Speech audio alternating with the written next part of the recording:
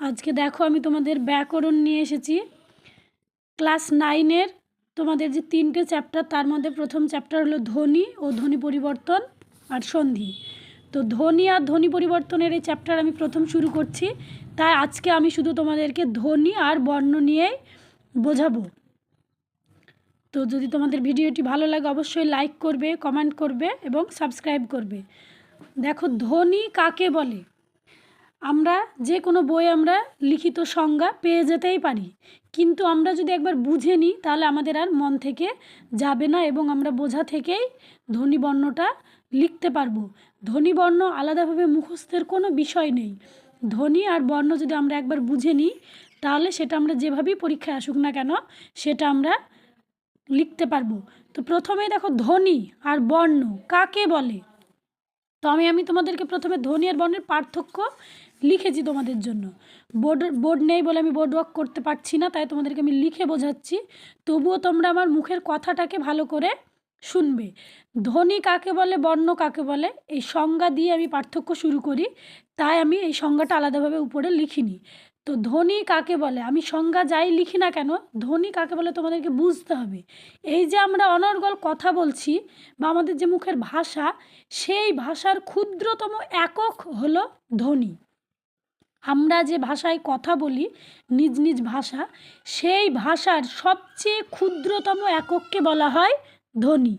তো ধ্বনির সংজ্ঞাটি আমি লিখেছি, দেখো, বাকযন্ত্রের সাহায্যে উচ্চারিত আওয়াজ যা মানুষের ভাষার ক্ষুদ্রতম উপাদান, তাই ধ্বনি। তাহলে তোমরা এমনি ছোট করে যদি বলো তাহলে বাকযন্ত্রের সাহায্যে উচ্চারিত আওয়াজকেই আমরা ধ্বনি বলি। তাহলে ভালো করে লিখলে এটা লিখবে। আর এই ধ্বনির লিখিত রূপটাকেই আমরা বর্ণ বলি। দেখো লিখেছি, ধ্বনির লিখিত রূপকে বর্ণ বলা হয়। তাহলে এই ধ্বনি আর বর্ণের পার্থক্য লিখতে গেলে আমরা প্রথমে সংজ্ঞাটা লিখব। এবার দেখো 2 নম্বর লিখেছি, ধ্বনি মুখে উচ্চারিত হয়। ধ্বনি হলো মুখে উচ্চারিত আর বর্ণ হলো লিখিত। ধ্বনিটাকে যখন আমরা লিখে ফেলি তখন সেটাকে বর্ণ বলা হয়। তাহলে বর্ণ হলো লিখিত। ধ্বনি কানে শোনার বিষয়, চোখে দেখা যায় না। ধ্বনি যেহেতু আমরা মুখে বলি শব্দ, সেহেতু সেটা কানে শোনার বিষয়, কিন্তু যেহেতু সেটা লিখিত নয় তাই সেটা চোখে দেখা যায় না। আর বর্ণ লিখিত, তাই বর্ণকে আমরা চোখে দেখতে পাই। ধ্বনি হারিয়ে যেতে পারে, যেমন আমি একবার ক বললাম, সেই ক বলার পর কটা কিন্তু আর শুনতে পাবে না, তার কারণ বলার পরে সেটা হারিয়ে গেল। চোখে কিন্তু আমরা দেখতে পাই না বলে সেটা যেহেতু শ্রুতিগ্রাহ্য তাই সেটা হারিয়ে যায়। কিন্তু বর্ণ হারায় না, তার লেখার পর স্থায়ী রূপ ধারণ করে। আমি যদি একবার কোনো জায়গায় ক লিখে দিই, এই যে আমি ধরো এখানে ব বর্ণ লিখেছি, এই যে ব, তো এই বটা কিন্তু স্থায়ী রূপ ধারণ করেছে, কিন্তু আমি যদি ব বলি মুখে তাহলে বটা কিন্তু হারিয়ে গেল। ধ্বনির সমষ্টিকে বলা হয় ধ্বনিমালা আর বর্ণের সমষ্টিকে বলা হয় বর্ণমালা। বাংলা ধ্বনিমালায় মোট ধ্বনি হলো 37টি আর আমরা বর্ণমালায় মোট বর্ণ 50টি। যদিও তোমরা জানো 52টি বর্ণ, তবে আমাদের লি বর্ণের কোনো ব্যবহার নেই বলে লি বাদ গেছে, আর আমরা গুনার সময় দুটো বয়ের একটা বকে আমরা গুনি না, তাই 52 থেকে সেটা হয়েছে 50টি। যেহেতু তোমাদের অনলাইনে 50টি দেখাচ্ছে, তোমরাও 50টি লিখবে। তাহলে ধ্বনি আর বর্ণ তোমরা বুঝতে পারলে যে আমাদের মুখে সাহায্যে উচ্চারিত যে ভাষা, সেই ভাষার ক্ষুদ্রতম বা অল্প যে ছোট্ট একটা অংশ, সেটাকেই বলছে ধ্বনি। আর এক রকম করে বলতে পারো যে আমাদের বাকযন্ত্রের স্বল্পতম চেষ্টায় বা এক ঝোঁকে আমরা যতটা উচ্চারণ করতে পারি সেটাকে ধ্বনি বলে, আর ধ্বনি লিখিত রূপকে বর্ণ বলে। তাহলে ধ্বনি আর বর্ণ তোমাদের কোনো সমস্যা থাকবে না। ধ্বনি আর বর্ণের এই পার্থক্যটা পড়ে নিলে আর পার্থক্য তোমাদের পড়তে হবে না। এবার আমরা এই ধ্বনি শ্রেণীবিভাগ আর বর্ণের শ্রেণীবিভাগ, এই হলো তোমাদের ধ্বনির চ্যাপ্টার। তারপর ধ্বনি পরিবর্তন শিখতে হবে, তারপর আমাদেরকে সন্ধি বিচ্ছেদ শিখতে হবে। তো আমরা প্রথমে ধ্বনি যেহেতু লিখেছি, তাহলে আমরা ধ্বনির শ্রেণীবিভাগটা করি। ধ্বনি তোমরা জানো স্বরধ্বনি আর ব্যঞ্জন ধ্বনি। তো দেখো আমি স্বরধ্বনিটা লিখেছি। স্বরধ্বনি কাকে বলে, আমি যেটা লিখেছি সেটা দেখো আগে বলি, তারপর আমি তোমাদের বোঝাচ্ছি। যে ধ্বনি উচ্চারণের সময় শ্বাসবায়ু বাকযন্ত্রের কোথাও না কোথাও বাধা পায় এবং উচ্চারণের সময় অন্য কোনো ধ্বনির সাহায্য নেয় না, তাকে বলা হচ্ছে স্বরধ্বনি।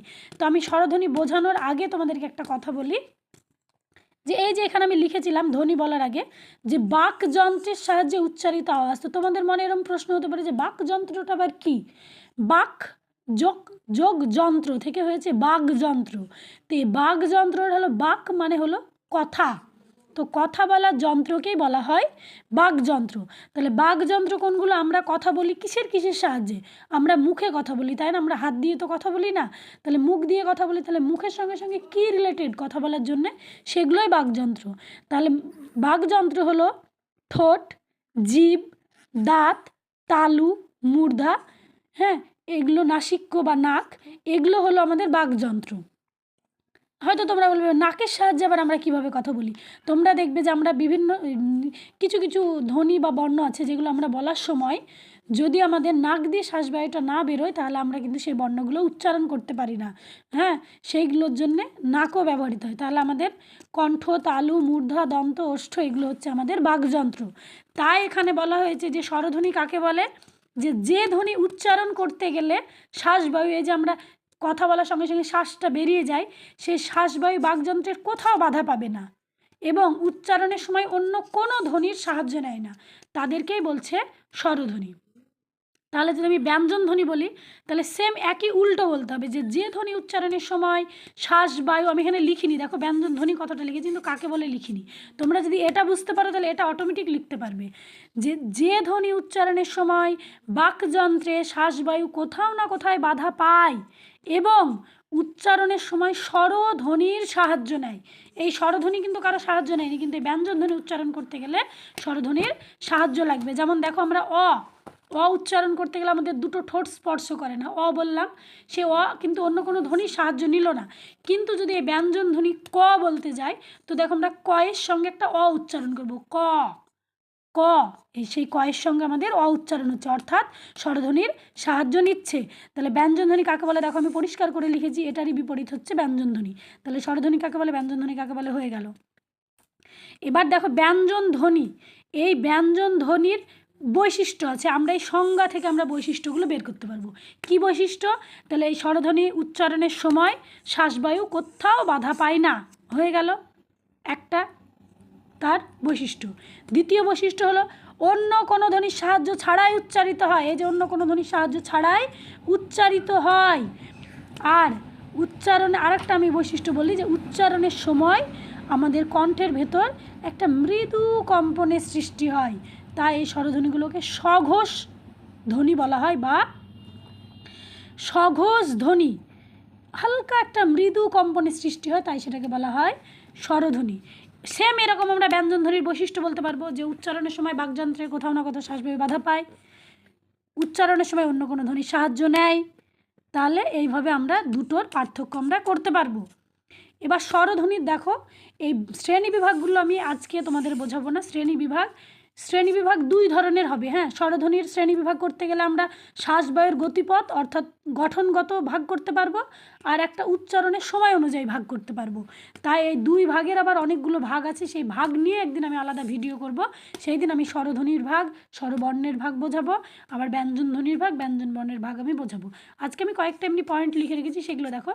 আমাদের যেগুলো মুখস্থের বিষয় হচ্ছে মৌলিক স্বরধ্বনি 7টি, এই 7টি স্বরধ্বনির নাম আমাদেরকে মুখস্থ রাখতে হবে। অ, আ, হস্যই, হস্যু, এ, ও, এই 7টা হলো মৌলিক স্বরধ্বনি। মৌলিক মানে জানো, যা বিভাজ্য নয়। তোমরা মৌলিক সংখ্যা পড়েছো, প্রাইম নাম্বার, তো এই সংখ্যা যেমন ভাঙা যায় না, তো এই বর্ণগুলোকেও, এই ধ্বনিগুলোকেও ভাঙা যায় না, তাই এটাকে বলছে মৌলিক ধ্বনি, মৌলিক স্বরধ্বনি, এগুলোকে ভাঙা যায় না। তোমরা হয়তো বলবে আমরা তো কোনো দিন দেখিনি, এগুলো তো দেখেছি যে অ হস্যই দীর্ঘের মধ্যে আমরা অ, আ, হস্যই, হস্যু, এ, ও এগুলো দেখেছি, কিন্তু আমরা তো দেখিনি। তাহলে আমরা দেখিনি, আমরা কি দেখেছি? দেখেছি। এই যে এখন, আমরা এখন কিন্তু কথাটা বলি না, আমরা কি বলি? এখন।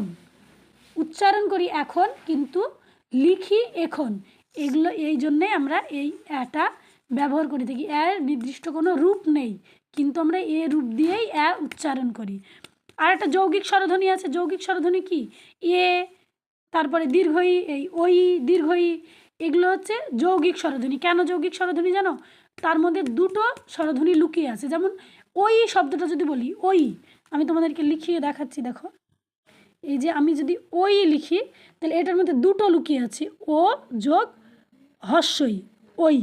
আর আরেকটা আছে ও, এই ও যদি বলি তাহলে ও যোগ হস্যু, এই দুটো লুকিয়ে আছে। আমি যৌগিক স্বরধ্বনির কথা লিখিনি, তবে এই দুটোকে বলছে যৌগিক স্বরধ্বনি। তাহলে স্বরধ্বনি 7টি মৌলিক স্বরধ্বনি পেলাম। আর তাহলে স্বরধ্বনি এগুলো হচ্ছে মুখে উচ্চারিত, তাই ধ্বনি। এবার বর্ণ হলে লিখিত হয়ে যাবে, তাহলে স্বরধ্বনির লিখিত রূপ কি স্বরবর্ণ বলে।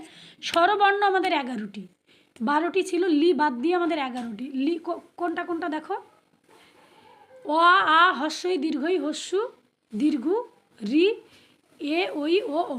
তাহলে লি এর ব্যবহার নেই, তাই আমরা লিটাকে বাদ দিয়ে দিয়েছি।